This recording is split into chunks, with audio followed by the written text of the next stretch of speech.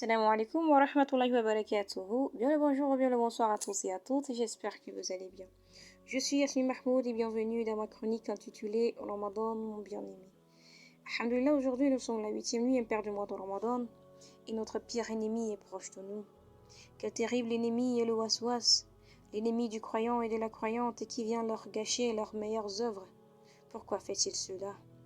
Parce qu'il est celui qui ressent la plus grande haine à l'encontre de l'homme et de la femme. Il leur veut le plus grand mal et leur livre le combat le plus acharné qui soit. Qui est-ce cet ennemi déclaré? Son nom est Iblis, le diable, le shaitan et sa progéniture sont des djinns, des êtres que l'on ne peut percevoir par nos sens, excepté par la permission d'Allah.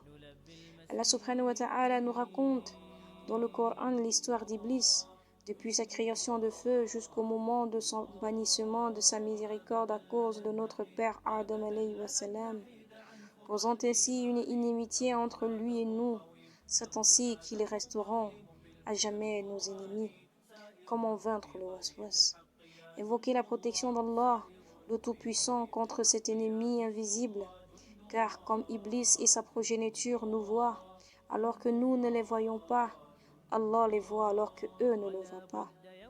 Se rappeler toujours que c'est un ennemi et le considérer comme tel, afin de se méfier de lui et le combattre sans toutefois lui accorder une grande importance, car c'est le plus faible des ennemis lorsque l'on est soutenu par Allah. Ne jamais écouter ce qu'il nous insuffle dans le cœur de négatif. On doit s'appliquer dans notre prière et avoir le cœur présent, tout en s'efforçant de se vider de toute pensée autre que celle qui concerne la prière et se mettre dans un état de sérénité totale. L'évocation d'Allah refrène le shaitan et lui fait du mal. Elle lui cause des dégâts tels des coups de fouet et de matraque. C'est pour cela que le shaitan du croyant est faible et maigre. Il n'est pas comme celui du pervers, car son shaitan vit avec lui dans le confort et l'aisance. C'est pour cela qu'il est fort, violent et dur.